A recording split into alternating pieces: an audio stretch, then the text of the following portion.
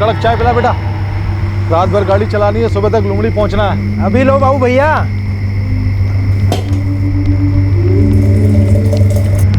लो बाबू भैया, आपकी एकदम कड़क चाय।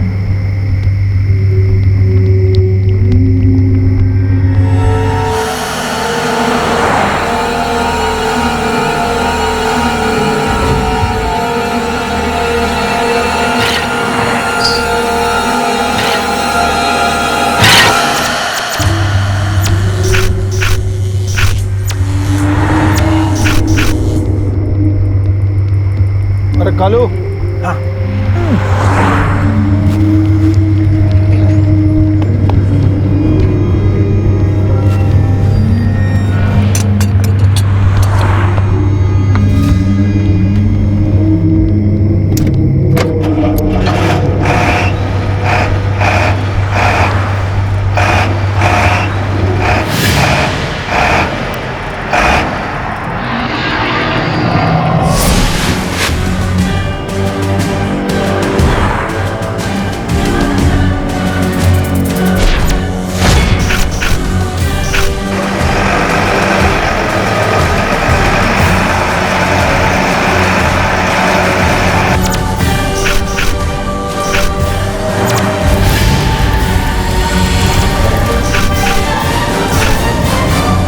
चाय वाला कालू घबराकर वहीं का वहीं जम गया, मानो उसने कोई भूत देख लिया हो। उसने ट्रक में एक औरत देखी थी, वो औरत जो कुछ महीनों पहले मर चुकी थी। एक दुखी, नाखुश औरत जिसकी रहस्यमय हालत में मौत हुई थी।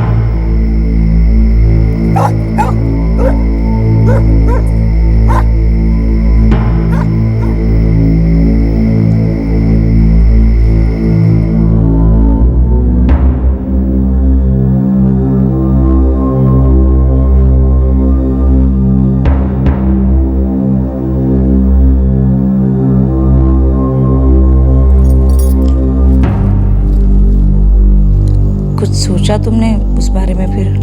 फिर से वही बात। हंसा, तुम समझती क्यों नहीं हो? उस बड़े स्कूल की फीस बहुत ज्यादा है और मेरी तनख्वाह बहुत कम। अब तुम खुद सोचो, मैं इतना पैसा कहां से लाऊंगा? जब भी मेरी या राजू की बात आती है तो तुम्हारे पास पैसे कम पड़ जाते हैं। बस यही है हमारी जिंदगी, हर बात में समझौता करना, किसी भी चीज की इच्छा ना करना, और इच्छाओं को मारते रहने की भी एक हद होती है। हंसा, मैं एक साधारण सा टीचर हूँ, वो भी सरकारी स्कूल का, और शादी से पहले तुम्हें ये अच्छे से पता था कि मेरी तनख्वाह कितनी है, और तुम ये भी अच्छे से जानती थी कि मेरे माँ बाप की जिम्मेदारी मुझ पर ही है। सब कुछ पता था तुम्हें, तो मैंने तुम्हें कोई धोखा नहीं दिया है। ठीक है, तो मैं राजू को लेकर यहाँ से चली जाऊंगी। मुझे पता नहीं था कि तुमसे शादी करके मुझे जिंदगी में इतनी सारी तकलीफें उठानी पड़ेंगी। मेरे माँ बाप को अगर इस बात का पता होता तो तुमसे मेरी शादी कभी ना करवा दे। मैं जा रही हूँ उनके घर, फिर वापस कभी नहीं आऊंगी। तुम्हें जो करना है करो, और मुझे पता है तुम मेरे साथ खुश नहीं रह सकती।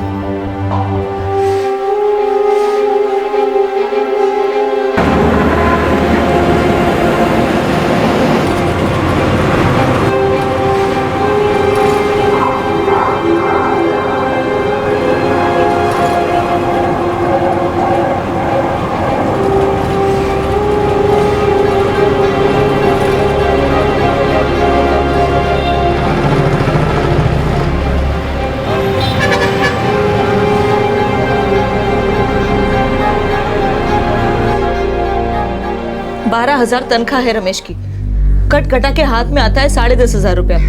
उसमें से 4,000 तो सीधा सास ससुर के खीसे में चला जाता है। बिजली और टेलीफोन के बिल में 2,000 जाता है। 3,000 का घर का सामान आता है, बाकी बचे 1,500। तो उसमें छोटे मोटे खर्चे हो जाते हैं, वो भी सिर्फ आधे महीने तक। बस 16 तारीख आते आते तो मेरे हाथ तंग हो जाते हैं। अब आप ही बताइए बापूजी, इसमें मैं क्या बचत करूं और क्या भविष्य के सपने देखूं? 4,000 तो समझी जी के दवाई में जाते होंगे ना? पता नहीं, लेकिन 4,000 जाते उनके खीसे में है, ये तय है। रमेश देते हैं उन्हें हर महीने। ससुर जी को पेंशन भी आती है, लेकिन उसमें से एक भी पैसा वो घर के खर्चे में नहीं देते। हंसा, हम तेरी तकलीफ समझते हैं। शांति से बैठकर इस बात का हल निकाला जा सकता है। इस तरह से घर छोड़कर आने से कुछ होगा क्या? तो तुम ही बताओ बाप, मैं क्या करूं? इनसे कहती हूँ ट्यूशन ले लो तो बोलते हैं कि स्कूल के बाद समय नहीं बचता। हंसा, तू खुद ग्रेजुएट है, तू खुद ही कोई काम ढूंढ लेना, साइड इनकम भी बन जाएगी। वो भी करने दे तो करूँ ना केयूर, उसमें भी दिक्कत है उनको।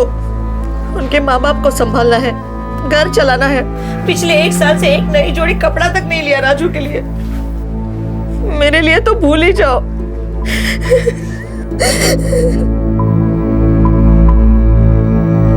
ए राजू, चल मार्केट जाते हैं। चल आजा, चॉकलेट खिला दूं। आजा। एक दुखी औरत, अपनी शादी से दुखी, ससुराल के हालात से दुखी। उसे जिंदगी से कुछ और उम्मीदें थी, लेकिन उन्हें पूरा करने के साधन नाकाफी थे। उसकी चाहत की दौड़, उसकी इच्छाओं की उड़ान को उसके पति की मुट्ठी भर कमाई ने अपंग बना दिया था।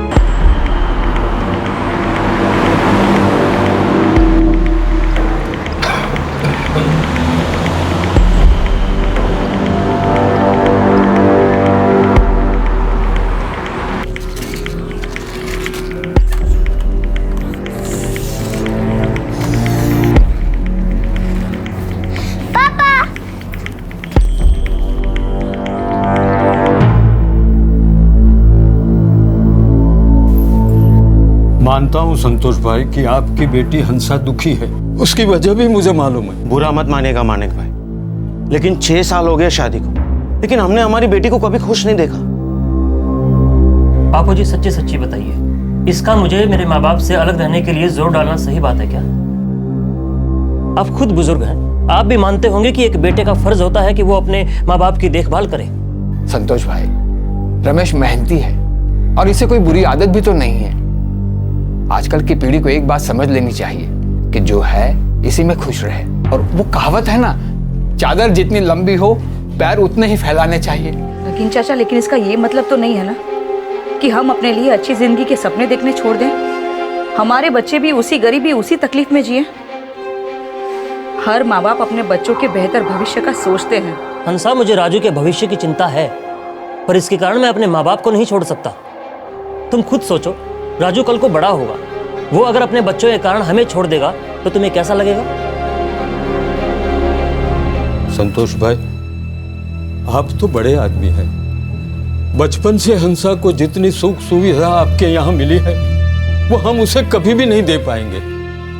कृपा करके आप उसे समझाइए, अपना घर तोड़ने से इसे रोकिए। अब मैं और मेरी पत्नी, हम लोगों की जिंदगी अभी बची ही कितनी है। समधी जी, हम आपकी भावनाओं को समझते हैं। मैं आपसे सिर्फ विनती करती हूँ, रमेश भाई और हंसा को नई जिंदगी जीने में मदद कीजिए।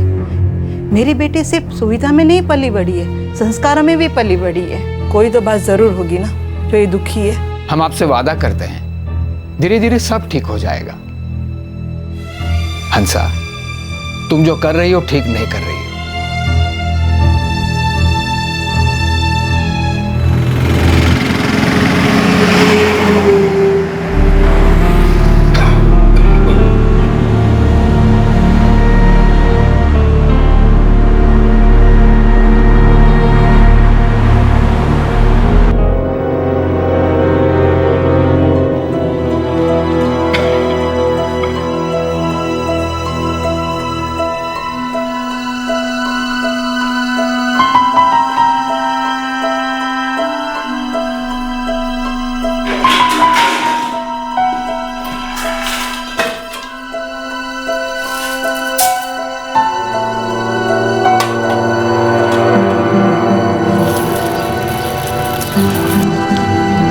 ₹30 कम है, अगले महीने दे दूंगी। हंसा बहन, पहले का भी बहुत बाकी है, कब तक देते रहूंगा? चुका तो पाओगे नहीं कभी। पक्का अगले महीने चुका दूंगी मुर्जी भाई। रमेश की क्या लॉटरी लगने वाली है? पहले पुराना चुका दो फिर नया ले जाओ। अभी मैं तुमको 20 की देता हूँ।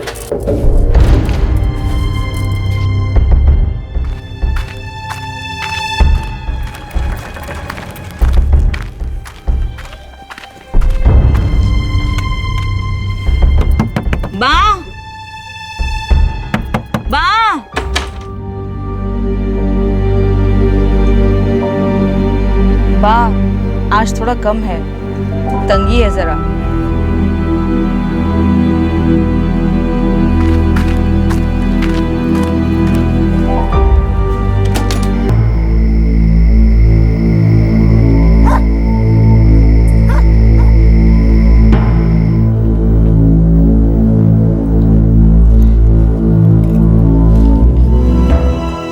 मुर्जी भाई ने उधार देना बंद कर दिया है। फिर मतलब उधार? 18 तारीख है आज। रसोई के सारे डब्बे खाली हो चुके हैं। तुम्हें कोई फर्क नहीं पड़ता ना? घर में खाने के लाले पड़ गए हैं। राजू के पैंट की डिजाइन बदल गई है सिलाई करते करते। मेरी साड़ी तक फट चुकी है। हंसा, मैं कुछ नहीं कर सकता। सरकारी स्कूल है, सरकार जब चाहेगी तब मेरी तनख्वाह बढ़ेगी। तनख्वाह तो सालों से वही है, लेकिन आटे दाल के भाव हर रोज बढ़ जाते हैं। तो क्या करूं मैं? बस मुझे बता दो मैं क्या करूं। अपने बाबूजी से कहो, वो अपनी जमीन में से तुझे अपना हिस्सा दे देंगे, उसे बेच देते हैं हम। मेरे बापूजी की जमीन बेचने की बात करते हो?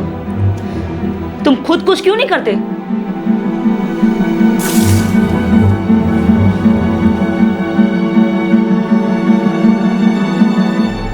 ना हालात बदले ना रिश्तों की कड़वाहट। रमेश और हंसा एक दूसरे से तंग आ चुके थे। अब ऐसा कुछ भी नहीं बचा था जो उन दोनों को एक साथ जोड़कर रख सके।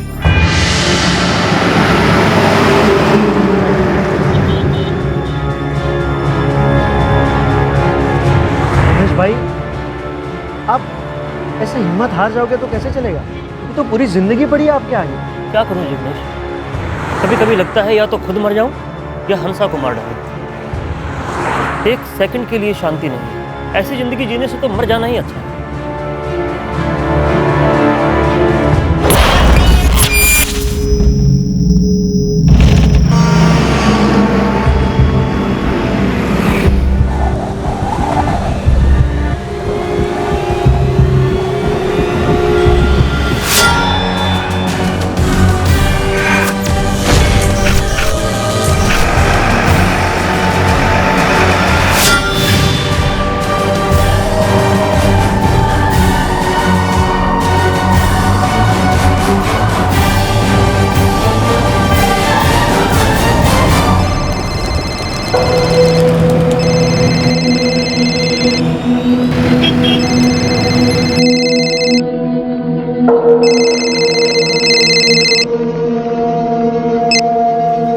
हाँ कालू बोल। साहब अब की बार ऐसी खबर है कि बस डर गया हूँ साहब। क्या हो गया?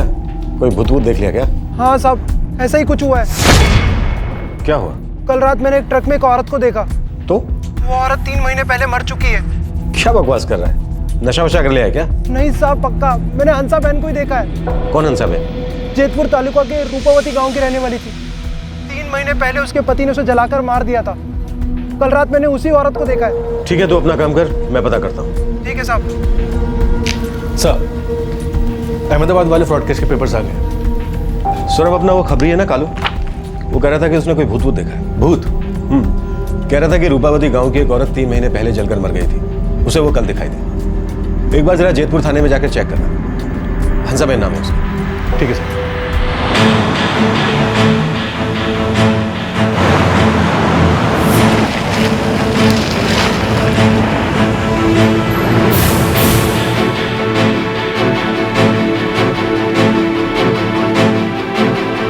जून में हुआ था ये कांड। जल के मरी थी। उसका पति रमेश स्कूल टीचर है। उसका ससुर मानिक भाई परमार, उसकी सास शांतिबेन परमार और रमेश का चाचा नगीन भाई परमार और उसका बेटा जिग्नेश परमार सब इन्वॉल्व थे। रमेश और उसके पिता अभी भी जुडिशियल कस्टडी में हैं। शांति परमार, जिग्नेश परमार और नगीन भाई तीनों जमानत पे हैं।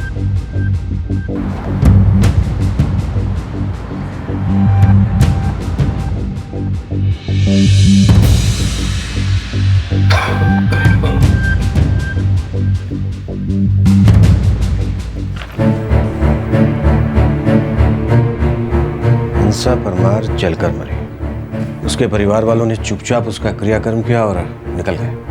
सर,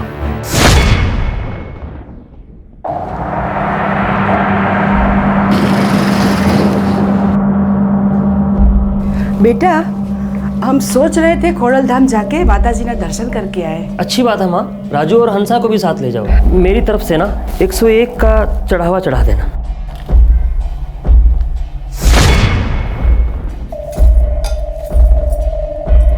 अच्छा हंसा, तुम और राजू भी खोड़ल धाम हुआ हो ना? बात जा रही है तो 101 चढ़ावे के लिए निकला है तुम्हारे पास। मैं मांगती हूँ तो कहते हो पैसे नहीं है।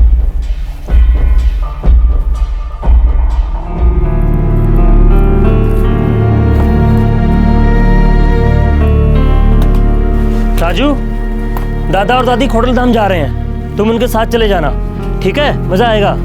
ठीक है पापा।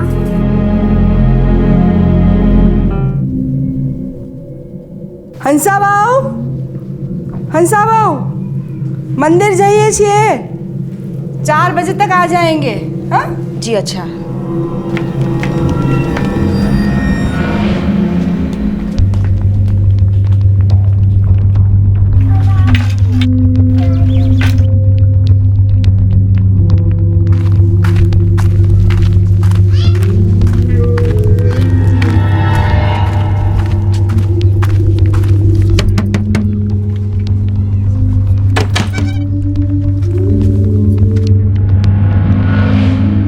खाना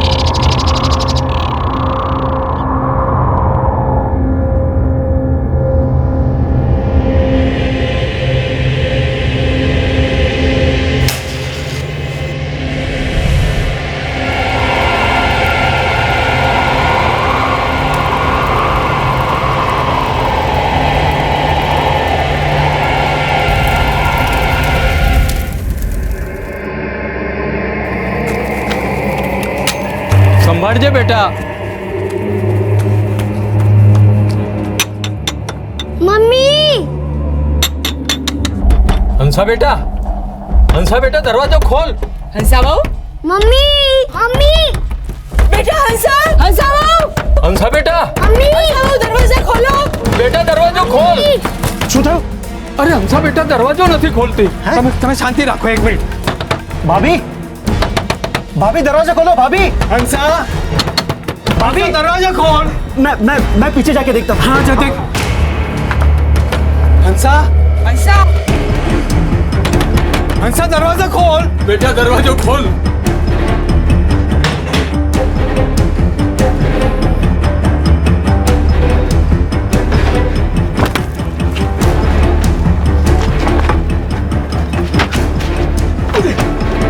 भाभी, भाभी,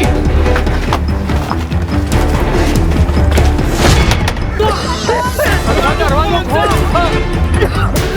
दरवाजा खोल। काका, काका, दरवाजा तोड़ो, अंदर आग लगी से।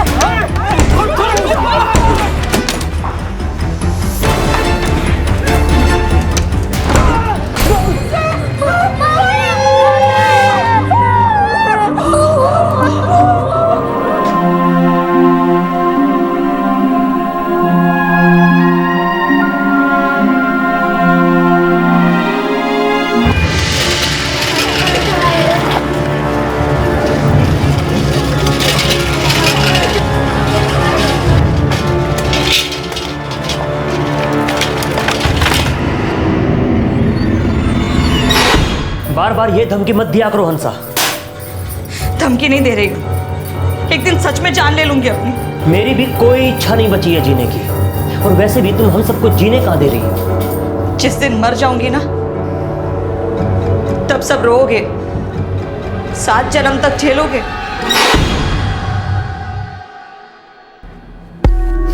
बॉडी पूरी तरह जल चुकी है, ज्यादा देर रख नहीं सकते। बाहर बदबू फैल जाएगी तो लफड़े में पड़ जाएंगे।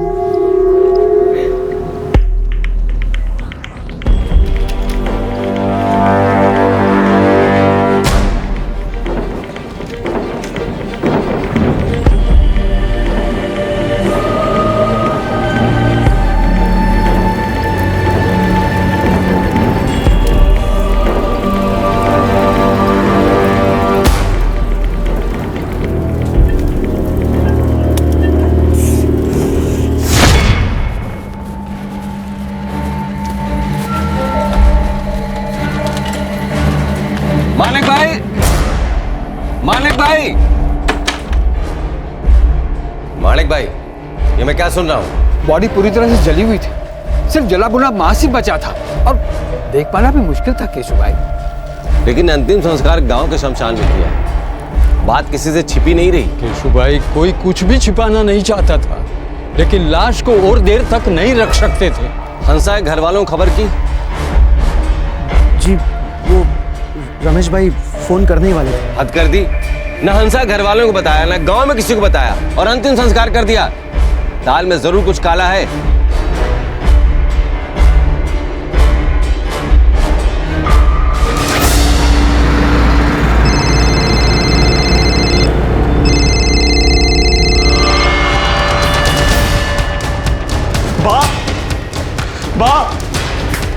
बापू, रमेश भाई का फोन आया था। क्या हुआ हंसा को?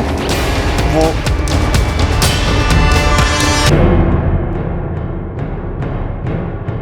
मेरी बेटी ने खुद को जला के मार दिया और आप लोगों ने हमें बताया तक नहीं। हमारे आने से पहले उसका अंतिम संस्कार भी कर दिया। बापूजी, हालात ऐसे नहीं थे कि आप सबको इसकी कीमत चुकानी पड़ेगी, याद रख लो आप सब। आप ही लोगों ने चलाया होगा उसे। नहीं समधन जी, कृपा करके आप बात को समझिए। आप लोगों ने क्या सोचा था कि मेरी बेटी को जला के मार डालने के बाद चुपचाप उसका क्रियाकर्म करने से आपके गुनाह छुप जाएंगे? एक एक को उसका भुगतान करना पड़ेगा।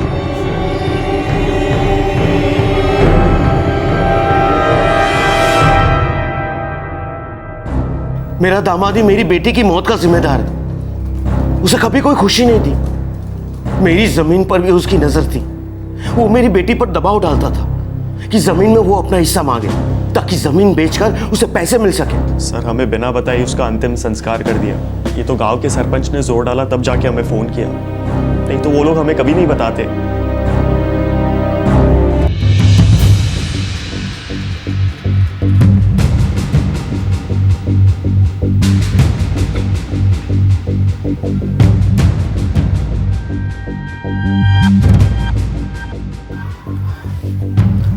लाश को सबसे पहले किसने देखा था? मैंने। वो काका और काकी खोडलधाम गए थे। वो जब वापस लौटे तो भाभी दरवाज़ा नहीं खोल रही थी। मैंने आकर पीछे की एक खिड़की से देखा। वहाँ कुछ समझ में नहीं आया। ये खिड़की से देखा तो काफ़ी सारा धुआं आ रहा था। डर के हमारे दरवाज़ा तोड़ के जब हम लोग अंदर आए तब पता चला कि भाभी पूरी तरह जल चुकी है और देखा कि भाभी की लाश पड़ी थी। कोई सुसाइड नोट मिला था? नहीं सर। होता तो तुम उसे भी जला देते, जिस तरह लाश का इतनी जल्दी क्रियाक्रम कर दिया तुमने। सच कह रहा हूँ साहब, कोई सुसाइड नोट नहीं मिला। शिक्षक बने, टीचर, तुमको इतना भी नहीं मालूम कि ऐसे मामले में लाश का पोस्टमार्टम होना बहुत जरूरी है? और तुम लोगों ने तो अपराध की जगह पूरी साफ कर दी, सारे सबूत मिटा दिए और लाश का अंतिम संस्कार भी कर दिया। साहब, बॉडी की हालत ऐसी नहीं थी कि उसे 1 घंटा भी और रखा जा सकता। ये तय करने वाले तुम लोग कौन होते हो? औरत को आत्महत्या के लिए मजबूर किया और फिर उसके मरने के बाद अपना अपराध छुपाने की कोशिश कर रहे हो।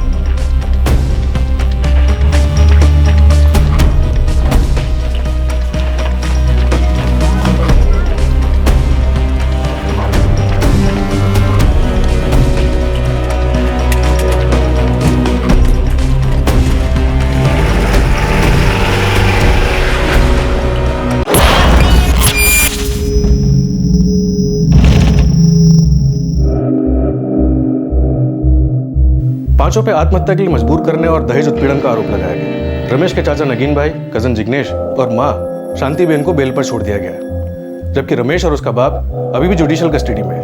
केस की सुनवाई की डेट भी बहुत जल्दी आ रही है सर। और खबरी कालू कहता है कि 3 महीने पहले मरी औरत को उसने एक ट्रक में देखा।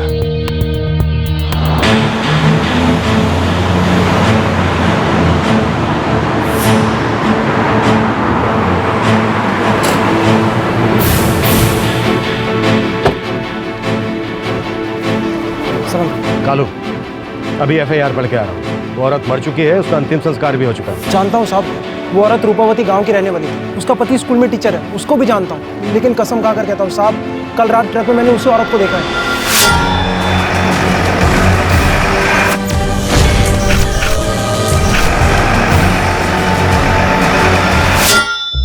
सब ट्रक ड्राइवर बाबू मैयार था।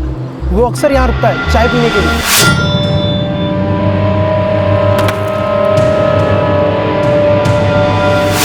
ये बाबू मैयार कहाँ का है? ये तो नहीं मालूम, लेकिन हाँ पता लगा सकता हूँ। तो पता लगा। कहीं ऐसा तो नहीं है कि उसको भी नहीं मालूम कि उसके ट्रक में कोई भूत घूमता है?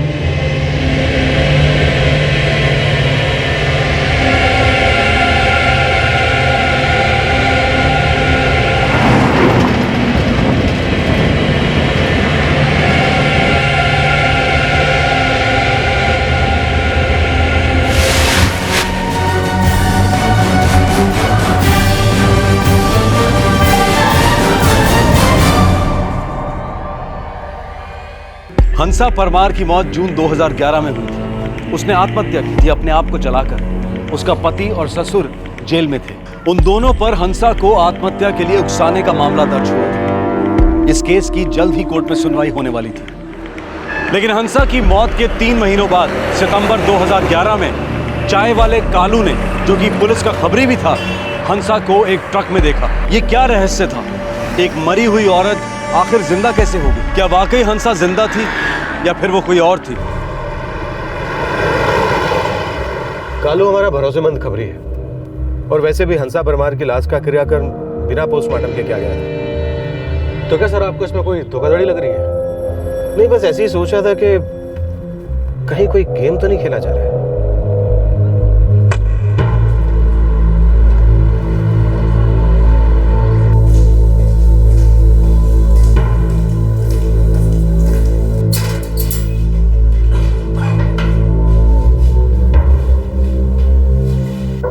बॉडी को और देर तक रखना एकदम मुश्किल हो गया था, इसलिए हमने उसका अंतिम संस्कार कर दिया। वो बॉडी हंसा की थी? जी हाँ, हंसा की ही थी। मंगलसूत्र था। उसने कोई सुसाइड नोट छोड़ा? नहीं साहब, हमें तो नहीं मिला। और इससे पहले कि हम ढूंढते, जैतपुर पुलिस पकड़ कर ले गई हमें।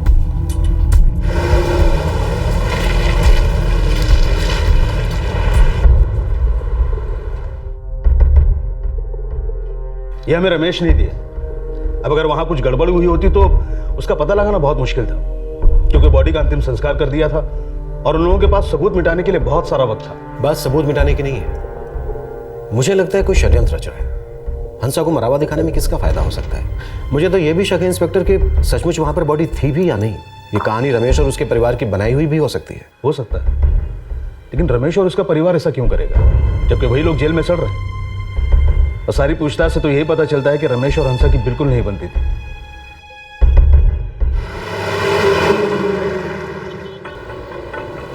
बाबू मैयार जो है ना, वो लिमडी और उसके आसपास के इलाके में माल ले जाता है। वो राजकोट के उधर ही कहीं रहता है। ठीक तो मुझे नहीं पता। शादी किया क्या उसने? अब ये नहीं पता भाई, मुझे इतना तो मैं उसे नहीं जानता। ठीक है।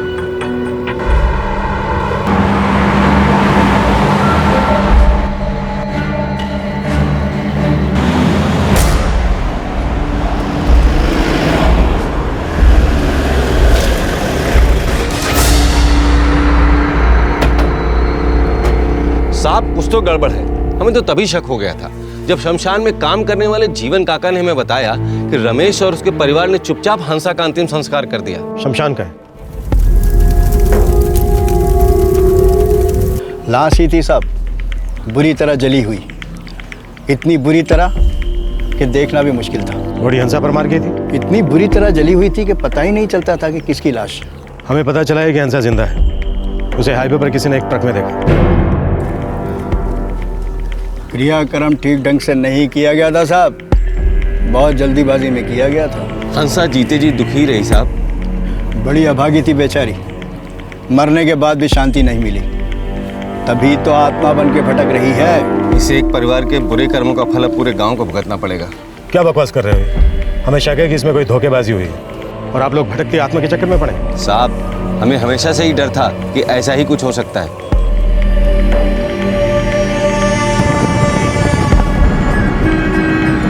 सर, अगर हम ये मान भी ले कि हंसा जिंदा है और अपना नाम और पहचान बदल के कहीं रह रही है, तो उस दिन किसे जलाया गया था? किसी न किसी का तो अंतिम संस्कार किया गया था, और ये बात सिर्फ 5 लोग जानते हैं। रमेश, उसके माँ बाप, उसका चाचा और उसका कजन जिग्नेश। राजू, हंसा का बेटा, वो भी जानता था।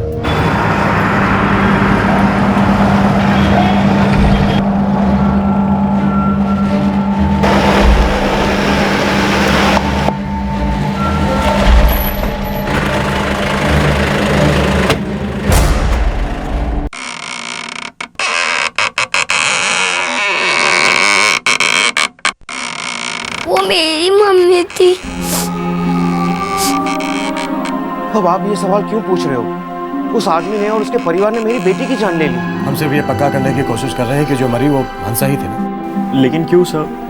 क्या कोई ऐसी बात है जो हमें नहीं पता? एक आदमी है जिसने 2 रात पहले हंसा को देखा। मेरी मम्मी कहाँ है?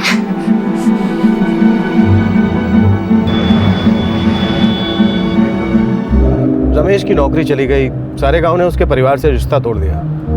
सभी यही मानते हैं कि जलने वाली औरत हंसा ही थी। सर, डेड बॉडी की शक्ल पहचान में नहीं आ रही थी। हो सकता है कि वो हंसा की नहीं, किसी और की बॉडी थी। क्राइम ब्रांच धीरे धीरे सिरा पकड़ रही थी, संभावनाओं की गुत्थी सुलझा रही थी, लेकिन अपराध में इस्तेमाल असल चाल से अब भी काफी दूर थी। अभी ये जानना बाकी था कि इसके पीछे मोटिव क्या था और कौन शामिल था, लेकिन उन्होंने जुर्म के सबसे स्पष्ट पहलू पर हाथ रख दिया था और वो लगभग काबू में था। इंस्पेक्टर, मुझे जेतपुर तालुका के हर गुमशुदा केस की इंफॉर्मेशन चाहिए। श्योर।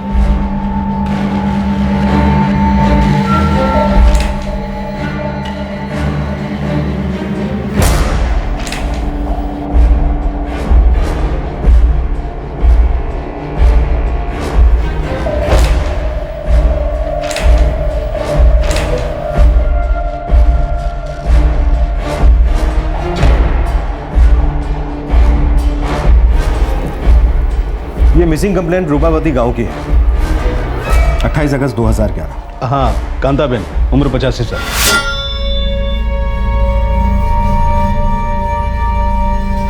हंसा की मौत 26 जून को हुई और कांताबेन 28 अगस्त को लापता, लगभग 2 महीने बाद। सर, लेकिन इनका आपस में क्या ताल्लुक हो सकता है? शायद कुछ भी नहीं, लेकिन ये मिसिंग कंप्लेंट किसी रिश्तेदार ने नहीं, बल्कि गांव के सरपंच केशु भाई ने करवाई। कुछ गांव वालों के साथ में आए थे कंप्लेंट कराने के लिए, और यही केशु भाई हंसा के मामले को भी सबके सामने लाए थे।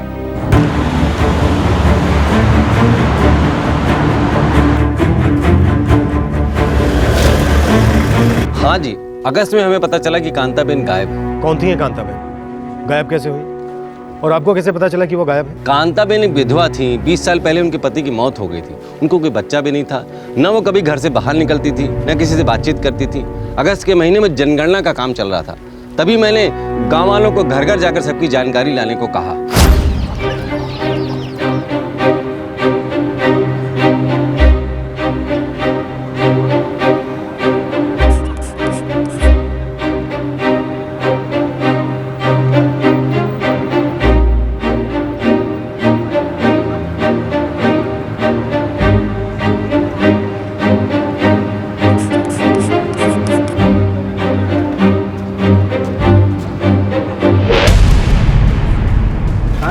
फिर से ऐसे कैसे देख लेते हैं कांताबेन का घर बंद है।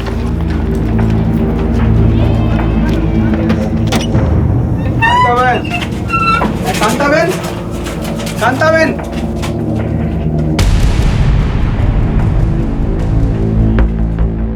हमने सभी गांव वालों से पूछा, पर कांताबेन किसी को नहीं दिखाई दी। क्या ऐसा भी हो सकता है कि कांताबेन बहुत पहले से गायब थी, लेकिन किसी ने इस तरफ ध्यान नहीं दिया? बिल्कुल हो सकता है, क्योंकि कांताबेन किसी से ज्यादा बातचीत नहीं करती थी, न कभी घर से बाहर निकलती थी। सभी लोग लगभग उन्हें भूल चुके हैं। कभी कभार कोई जाकर उन्हें खाना दे आता था। जनगणना के टाइम ही ध्यान आया कि वो है ही नहीं।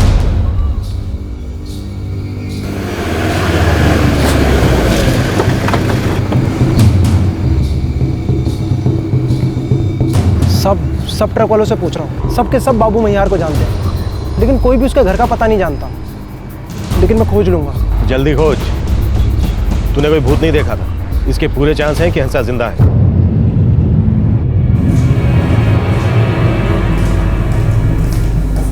नहीं साहब, हमने बॉडी की हाइट वगैरह तो चेक नहीं की थी। हंसा की उस बुढ़िया कांता बहन से कोई बातचीत थी क्या? हंसा उसको हमेशा खाना देने जाती थी। खाना?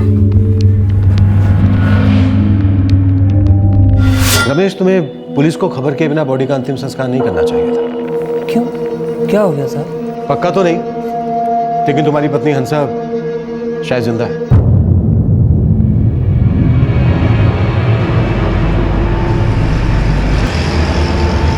बाबू मैयार मित्ती गांव का रहने वाला है, जूनागढ़ से 58 किलोमीटर दूर।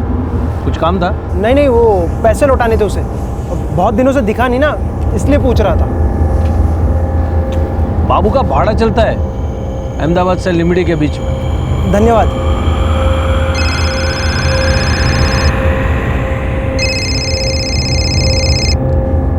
हाँ कालू बोल। साहब, मिति गांव का रहने वाला है बाबू मैयार। कालू तू एक काम कर, मिति गांव जाकर पता कर कि उसके घर में कौन कौन है। ठीक है। और सुन, आज ही जा जल्दी। ठीक है।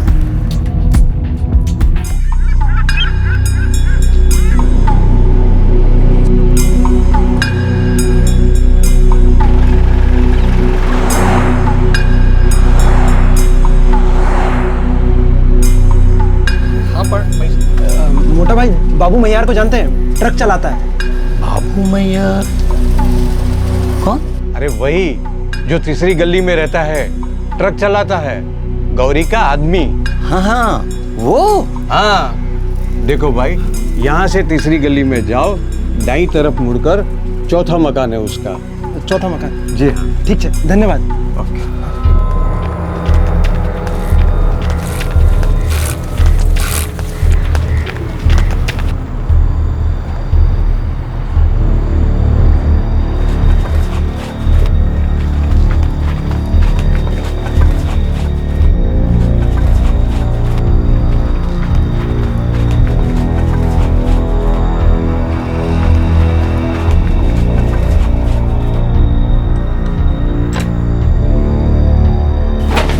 बहन जी, बाबू मैयार का यही घर है क्या? हाँ, यही घर है। ताला लगा है। कब तक आएंगे, कुछ मालूम है आपको? बाबू भैया का तो पता नहीं है, लेकिन हाँ, उनकी बीवी गौरी अभी आती ही होगी, यहीं पर कहीं गई होगी। ठीक है, धन्यवाद।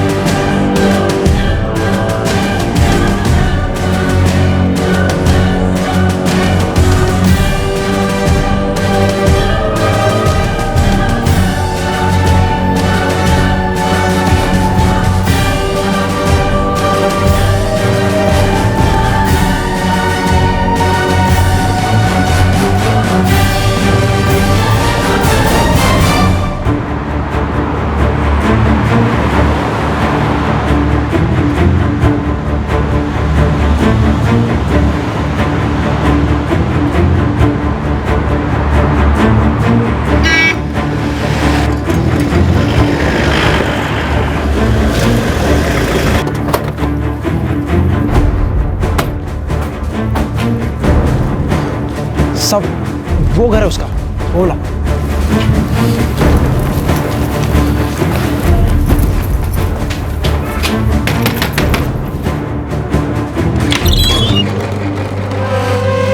जी? हंसा परमार? नहीं, मैं गौरी मैयार हूँ। लगता है आप लोग गलत घर में आ गए। नाम बदलने से चेहरा नहीं बदल जाता हंसा। क्या बकवास कर रहे हैं? और कौन है आप लोग?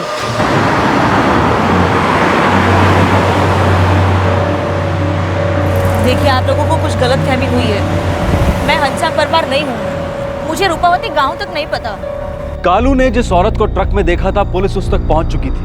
वो ट्रक ड्राइवर बाबू महियार की पत्नी थी, लेकिन उसका कहना था कि वो किसी हंसा परमार को नहीं जानती। पुलिस को यकीन था कि ये औरत कोई खेल खेल रही है, लेकिन वो औरत मानने के लिए तैयार ही नहीं थी। क्या वो औरत झूठ बोल रही थी, या फिर ये दो एक समान दिखने वाले हम शक्लों का केस था? देखिए, आप लोग क्या बोल रहे हैं, मुझे कुछ समझ में नहीं आ रहा। मैं हंसा परमार नहीं हूँ, गौरी मैयार हूँ। राजकोट की रहने वाली हूँ। एक अनाथ थी, एक शराबी के पल्ले पड़ गई थी, फिर उसे छोड़ दिया। 5 महीने पहले मेरी मुलाकात मेरे पति बाबू मैयार से हुई। वो भी अपनी पत्नी को छोड़ चुका था। फिर हम दोनों ने शादी कर ली। कब? जुलाई में। क्या इत्तेफाक। हंसा परमार की मौत होती है जून के अंत में, और तुम बाबू मैयार की बीवी बनती हो जुलाई में। लेकिन इसमें मेरा क्या कसूर है? मैं किसी हंसा या रमेश परमार को नहीं जानती। मैंने तो इनके नाम भी पहली बार सुने हैं। राजू परमार, तुम्हारा बेटा, ये नाम भी पहली बार सुना है। मेरा कोई बेटा नहीं है। अपने पति का नंबर दो।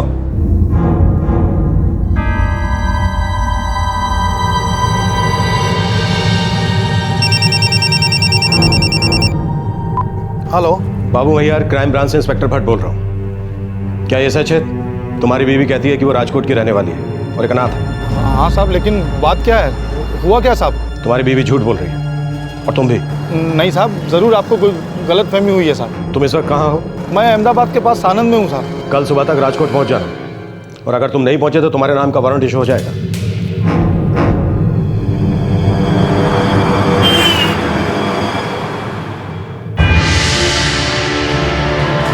अरे हुआ क्या है?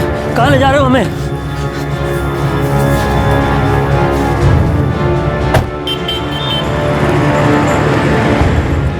कुछ नहीं बताया, बस कहा कि राजू को तुरंत क्राइम ब्रांच ऑफिस लेकर पहुंचो। चलो फिर।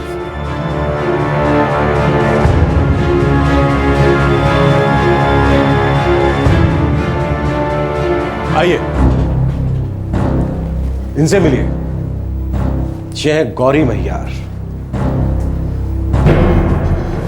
हंसा, तू जिंदा है? ये कौन है? रमेश परमार, तुम्हारा पति, जिसे तुम नहीं जानती। देखिए, मुझे कुछ समझ में नहीं आ रहा। ये तुम्हें हमें बताना है हंसा। मैं हंसा नहीं, गौरी मैयार हूँ। हंसा, क्या हो गया है तुम्हें?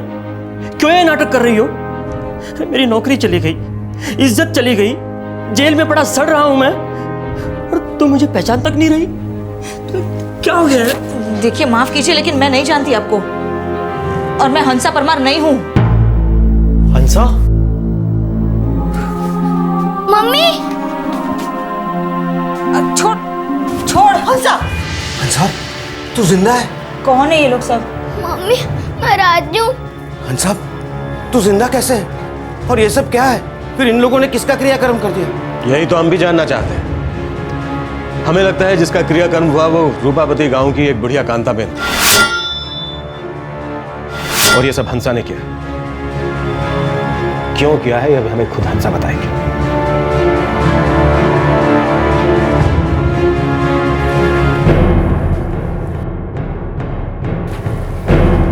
हे भगवान, ये मैं क्या देख रहा हूँ? देखिए, मुझे बिल्कुल समझ में नहीं आ रहा है कि ये सब क्या हो रहा है, और आप लोगों को जरूर कुछ गलतफहमी हुई है, क्योंकि मैं गौरी मैयार हूँ, मैं हंसा परमार नहीं हूँ। वो मेरी हमशक्ल जरूर हो सकती है, लेकिन मैं गौरी मैयार हूँ। देखिए, आप लोग ऐसे जबरदस्ती मुझे कुछ नहीं बना सकते, क्योंकि आप लोग जो सोच रहे हैं वो मैं नहीं हूँ। छोड़, छोड़। और ये बच्चा मेरा नहीं है, क्योंकि मैं हंसा परमार नहीं हूं। आप लोग इस तरह मुझे भावनाओं में नहीं बहा सकते। रमेश, मुझे पक्का यकीन है बाहर जो औरत बैठी है वो हंसा ही है। हंसा ही है वो, लेकिन वो झूठ क्यों बोल रही है सर? और क्यों किया उसने ये सब? हंसा के पास कोई फोन था क्या? था, लेकिन उसकी मौत के बाद मैंने कनेक्शन कटवा दिया था सर। वो नंबर है तुम्हारे पास? मेरे फ़ोन में होगा सर। जब से मैं गिरफ्तार हुआ हूँ मैंने हाथ नहीं लगाया है उसे। घर पे पड़ा होगा सर।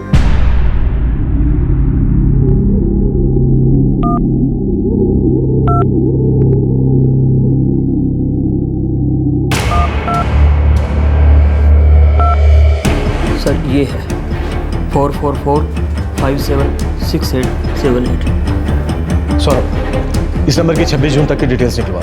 कथित तौर पर हंसा जिस दिन चली थी। Yes sir. तुम्हें कस्टडी में वापस लौटना होगा जब तक ये साबित नहीं हो जाता कि वो हंसा ही है।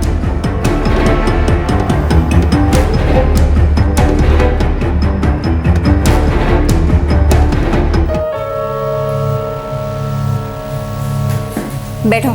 देखिए, आप लोग मुझे इस तरह से रोक कर नहीं रख सकते। घर जाना है मुझे। चिंता मत करो, हम तुम्हें खाना पीना बिस्तर सब देंगे जब तक ये साबित नहीं हो जाता कि तुम हंसा नहीं हो। समझी तुम? बैठ जाओ।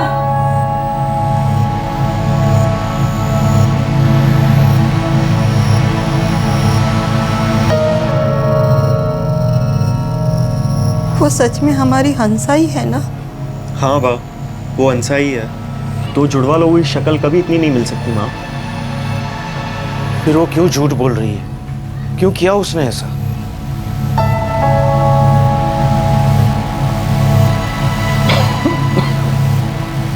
उसे हमारे साथ रहना कभी पसंद नहीं था। वो हमेशा दुखी रहती थी। लेकिन हंसा इस हद तक नहीं गिर सकती। बाबूजी, मुझे लगता है वो हंसा नहीं है, उसकी तरह दिखने वाली कोई और है। क्योंकि हंसा कभी भी इतना गंदा खेल नहीं खेल सकती।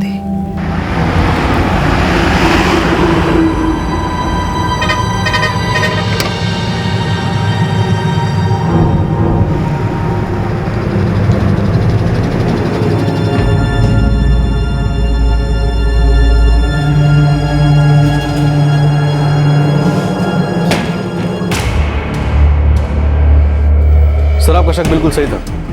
हंसा 26 जून से पहले भी बाबू महियार के टच में थी? हाँ सर, हंसा ने पहली बार उसे 5 जून को फ़ोन किया था। उसके बाद वो लोग लगातार टच में रहे। 26 जून को उसने उसे सुबह 8 बजे फ़ोन किया और उसके बाद 2:45 पर। सर, उसके बाद उसका फ़ोन घर पर ही था। बाद में उसके पति ने उसका फ़ोन कटवा दिया। बाबू महियार को बहुत कुछ उगलना है। तुम्हारी बीवी का दावा कि वो राजकोट से है और अनाथ है, एकदम झूठ है। अब तुम मुझे ये बताओ कि कहाँ मिले थे उससे, और उस बुढ़िया को मारने में तुम्हारा क्या रोल है जिसे तुम्हारी बीवी ने जला दिया? साहब, आप क्या बोल रहे हैं मुझे कुछ नहीं मालूम साहब, लेकिन मैं मानता हूँ साहब कि वो राजकोट की नहीं है साहब। शादी के समय उसने मुझसे कहा था कि मैं सबको यही बताया करूँ। अब तुम मुझे वो बताओ जो तुम्हारी बीवी ने अब तक नहीं बताया। कहाँ से है वो? साहब, वो रूपावती गांव से है। भगवान कसम साहब, मुझे नहीं मालूम कि वो झूठ क्यों बोल रही है। शादी के पहले उसका नाम हंसा परमार था साहब। गुड। अब तो मुझे ये बताओ कि 26 जून 2011 को क्या हुआ था? साहब, क्या हुआ था ये तो मुझे ध्यान नहीं है साहब। हाँ, हम दोनों एक दूसरे से प्यार करते थे और वो अपनी शादी से दुखी थी, मैं भी अपनी तलाक के बाद अकेला था, तो हम दोनों ने सोचा कि शादी कर लेते हैं। हाँ, 26 जून को उसका फ़ोन आया था साहब कि वो हम लोग हमेशा के लिए एक साथ रह सकते हैं।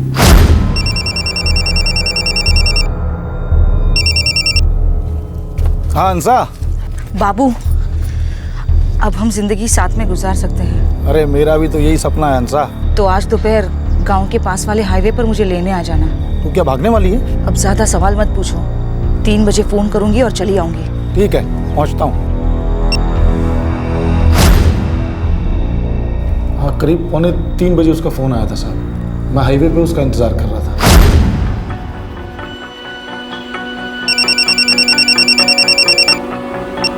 हाँ हंसा, तुम पहुंच गए? अरे इंतज़ार कर रहा हूँ तुम्हारा मैं। बस 15 मिनट में पहुंच रही हूँ।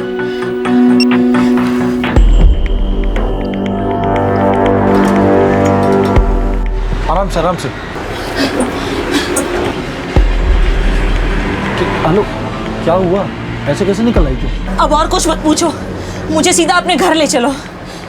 और हाँ, अब मैं हंसा नहीं हूँ, गौरी हूँ। चलो जल्दी। हाँ, बस ये बात थी साहब। अब वो घर से कैसे भाग के आई, क्या हुआ, मुझे कुछ नहीं मालूम साहब। मुझे तो ताज्जुब हो रहा है साहब कि सब लोगों ने मान कैसे लिया कि हंसा परमार मर चुकी है।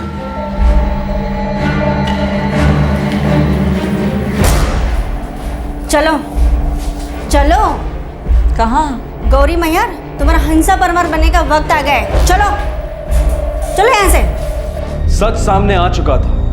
गौरी महियार ही हंसा परमार थी। उसने कैसे इस अपराध को अंजाम दिया, ये जुर्म क्यों किया, ये जानना अभी बाकी था। लेकिन एक बात बिल्कुल साफ हो चुकी थी कि वो जली हुई लाश किसी और की थी। क्राइम ब्रांच का मानना था कि वो लाश उस बुजुर्ग औरत कांताबेन की थी।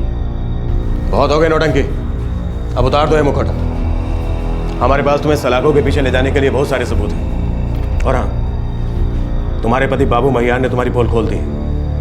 अब और खेल खेलने से कोई फायदा नहीं है गौरी महियार उर्फ हंसा परमार। बाबू महियार ने हमें यह भी बता दिया है कि 26 जून को ठीक कितने बजे और कहां से उसने तुम्हें उठाया, कहां शादी की। ये रहे तुम्हारे और बाबू महियार के बीच होने वाली बातचीत के फोन रिकॉर्ड्स। मैं रमेश के साथ की जिंदगी से बहुत परेशान हो गई थी। एक बेहतर जिंदगी जीना चाहती थी, लेकिन उससे भी बड़ी मुसीबत में पड़ गई। बाबू महियार से तुम कैसे मिले?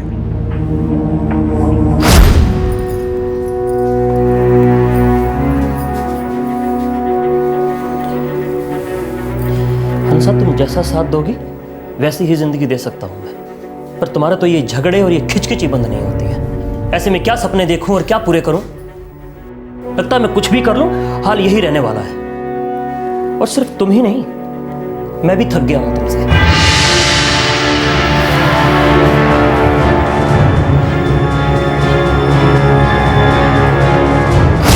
उस दिन लगा कि बस अब बहुत हो गया। मैं भाग जाना चाहती थी। सोचा कि भाई को बोलूं कि बापूजी से कहकर उस आदमी से मेरा तलाक करा दें।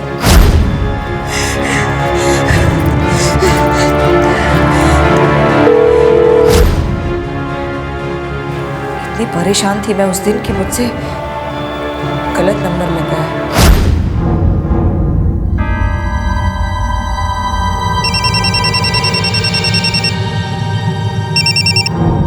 हेलो केयूर, प्लीज, अगर तुम्हें अपनी बहन की जरा भी चिंता है तो यहाँ आकर मुझे ले जाओ। मैं इस आदमी के साथ और नहीं जी सकती, मैं मर जाऊंगी। हेलो, कौन कौन बोल रहा है? किसका नंबर है ये? बाबू महियार बोल रहा हूँ। आपने शायद गलत नंबर लगाया है। माफ करना।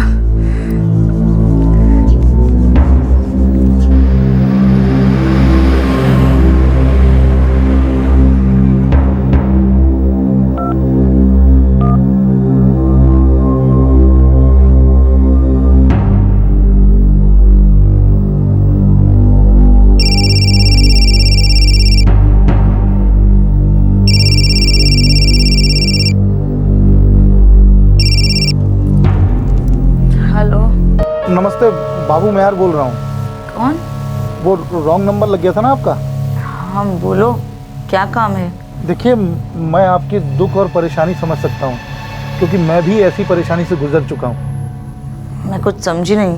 देखिए, आप अपनी शादी से दुखी हैं और मैं भी अभी अभी ऐसी शादी से छुटकारा पाके बैठा हूँ। मैं समझ सकता हूँ आप किस परेशानी से गुजर रहे हैं। देखिए, मुझसे गलती से रॉन्ग नंबर लग गया था। शायद यही किस्मत है। दो दुखी लोगों को जुड़ने का यही तरीका हो। शायद मैं आपकी ज़िंदगी में कोई खुशी ला पाऊँ। क्या मतलब है आपका? मैं अपनी ज़िंदगी से बहुत ही मायूस हो चुकी थी, तभी ये आदमी अचानक ज़िंदगी की उम्मीद बनकर आया। तुम बाबू से रॉन्ग नंबर लगने की वजह से मिली और फिर उसी के साथ भाग गई? मैं मिली थी उससे। मैं एक बेहतर ज़िंदगी की तलाश में थी और उसने मुझसे वादा किया था ऐसी जिंदगी देने का।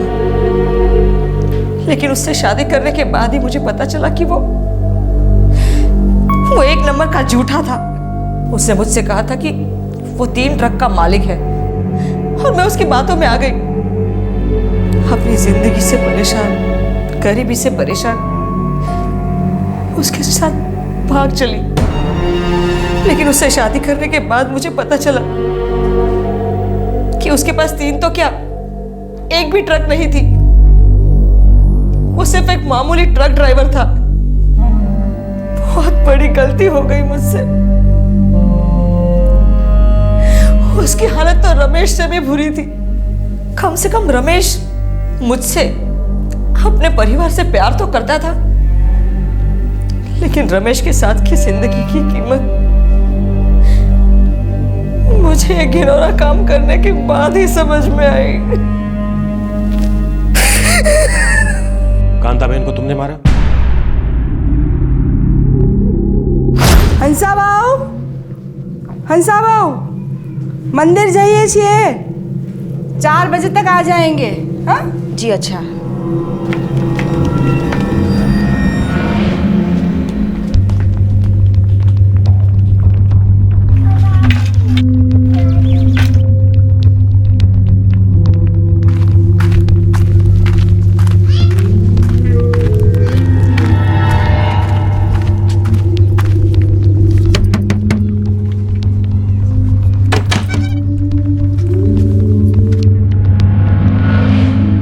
खाना।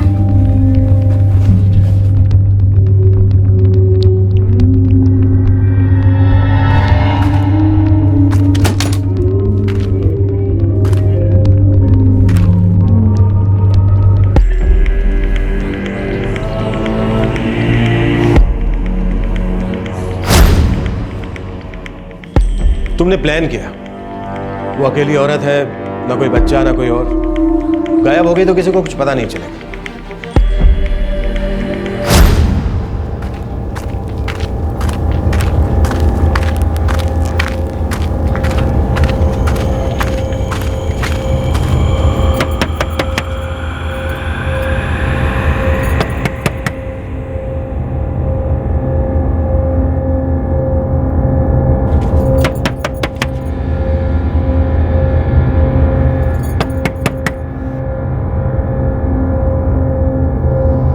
बा, वो डब्बा दे देना।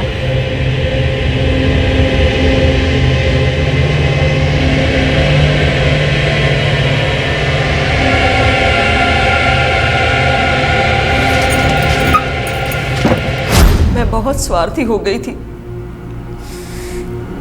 हर रोज उन्हें मैं खाना देने जाया करती थी,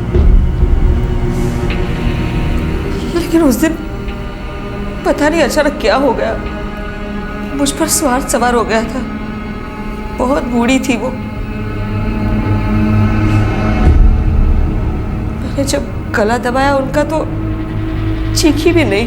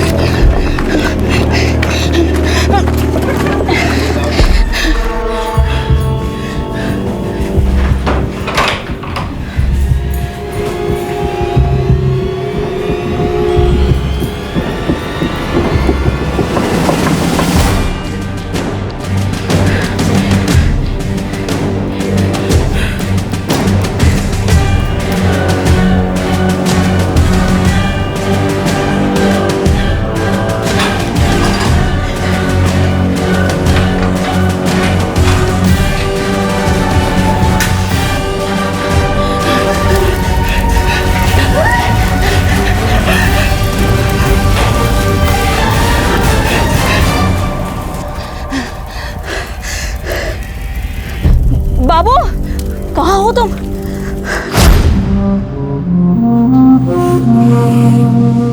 समझ में नहीं आ रहा है कि क्या कहूं तुम्हें।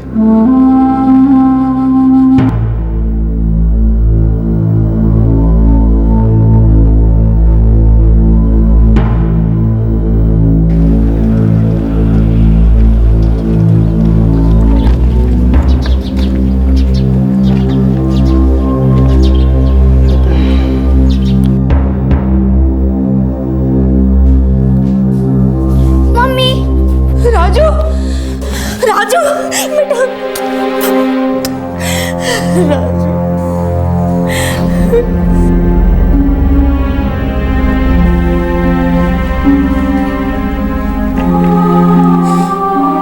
माफी मांगने के लायक तो मैं नहीं हूँ, और ना ही तुमसे कोई हमदर्दी की उम्मीद करनी चाहिए, लेकिन एक बात कहना चाहती हूँ कि मैं गलत थी। मेरे पास जो नहीं था उसका मैंने हमेशा अफसोस किया, लेकिन जो जिंदगी मेरे सामने थी, जो कुछ भी मेरे पास था, उसकी कभी मैंने कदर नहीं की।